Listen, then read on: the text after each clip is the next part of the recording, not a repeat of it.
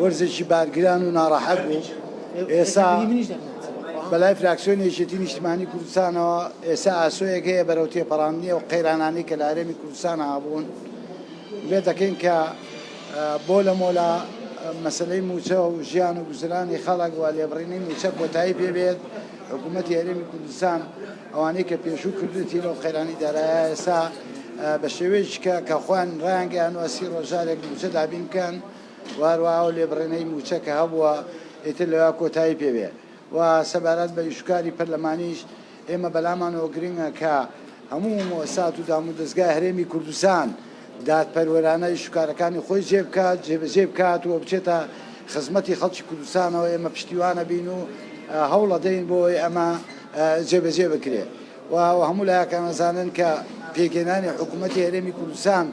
بە ڕێکەوتنێکی سیاسی بووە و حکوومەتی هەرێمی کوردستان لەم پەرلەمانە کارنامەیەکی خۆی هەبووە. پێمان وایە کرێت لەم قۆناغا هەموو هەم ڕێکەوتنەکان کە لە بینی لایەنە سەرنجەکانی حکوومەتی هەرێم بۆ پێگەێنانی حکوومەت هەبووە و هەم کارنامەکەی حکوومەتیش وەکو خۆی جێبەجێ بکرێت بە تایبەتی لە چەند خاڵێکی گرنگ. یەکێک لەوانەی کە بەلامانەوە گرنگە مەسەلەی دەستوری هەرێمی کوردستانە کە لە خولی پێشوو ئیشی باشی لەسەر کراوە لەم خولا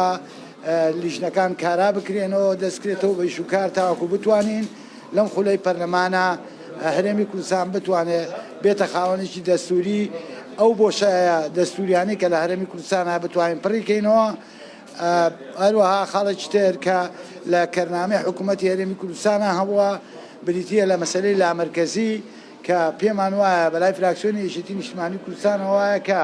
لامەرکەزیەت لە هەرێمی کوردستان جێبەجێ بکرێت دادپەروەری بۆ پارێزگاکانی هەرێمی کوردستان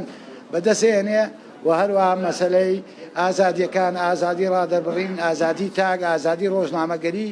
بەلای فراکسیۆنی یەکێتی نیشتیمانی کوردستانەوە گرنگە کە هەموو لایەکمان هەموو فراکسیۆنە جیاجەکان بەیەکەوە کار بکەین تاوەکو ئەم ئازادیانە پارێزراو بێت تاوەکو ناو و ناوبانگی هەرێمی کوردستان بە شێوەیەکی باش مێنێتەوە. و هەروەها کۆمەڵە پرۆژە هەیە کە لە ڕابردووە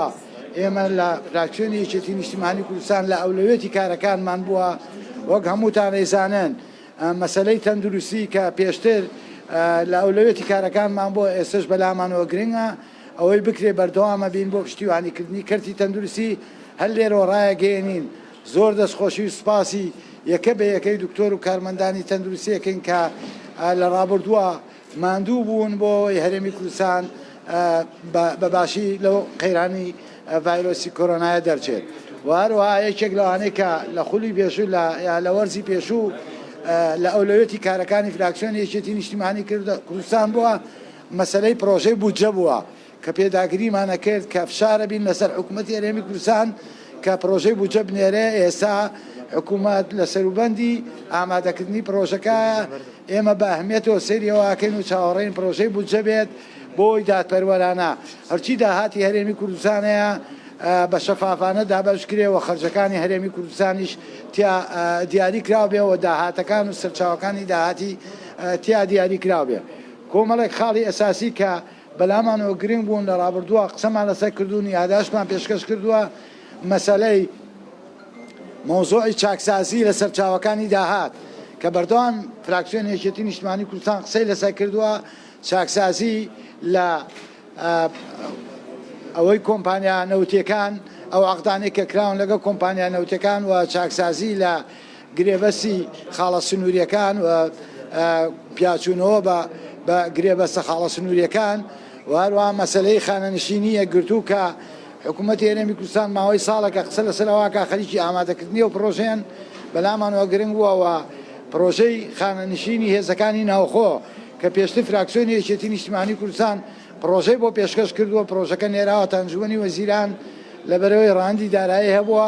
ئێستا چاوەڕێی ئەنجومەنی وەزیران کە ئەو پرۆژەی بنێرێتە پەرلەمانی کوردستان و پشتیوانی بین. و هەروەها کۆمەڵی پرۆژە لە ڕابردووە پێشکەشمان کردووە ئەو پرۆژانە خوێندنەوەی یەکەمی بۆ کراونیان نێراوە تا ئەنجومەنی وەزیران چاوەڕێی وەڵامەکانیان هەموو ئەو بۆشایە ئاسانی لە هەرێمی کوردستان هەیە کە خواست و داخوازی خەڵکی کوردستانن ئێمە پشتیوانە بین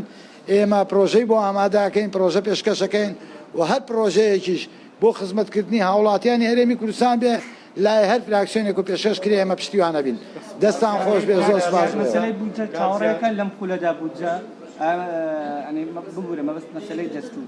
چاوەڕێەکەن لەم خولەدا هەرێمی کوردستان بێتە خاوەن دەستور ئەمە یەک دوو ژمارەیەک پرۆژه یاسا ڕەوانەی ئەنجومەنی وەزیران کراون بۆ ئەوەی ڕاهەندی دارایانەکە تا ئێستا ئەنجومەنی وەزیران وەڵامی نەداونەتەوە ژمارەکە چەندە لەگەڵ هاتنی بودجەدا پرۆژەی بودجەدا چاوەڕێکە لەم پرۆژانەش بگەڕێتەوە پەرلەمان کە زیاتر پەیوەندیان بەڵێ سەبارەت بە مەسەلەی دەستور و پرۆژە ئامادەکردنی پرۆژەی دەستور ئێمە هیچێک لە ئەولوێتی خاڵەکانمان بۆ ئەم وەرزە کە ڕژنووسی دەستور لیژنەکە کارا بکرێتەوە دەست پێ بکرێتەوە بۆ ئومێدەی لەم خولا بتوانین چکە بە پێی اتفاق و ڕێکەوتنا سیاسەکانی هێزەکانی پێگەنەری حکوومەتیش بێ اتفاقمان کردووە کە لەم خولەی پەرلەمان لە خولی پێنجی پەرلەمان دەستورێک بۆ هەرێمی کوردستان لەم پەرلەمانە دەربچێت وهروەها مەسەلەی پرۆژانەی کە چوون من باسم کرد بەشێک لەو پرۆژانە پرۆژەی فراکسیۆنی یەکێتی نیشتیمانی کوردستانن ئەو پرۆژانەی کە چوونەتە حکوومەت و ڕەهەندی داراییانەوە پێویستە هەمانجی لەگە حکوومەت بکرێ ئەوە لە سەرۆکاتی پەرلەمان ڕایانگەیان کە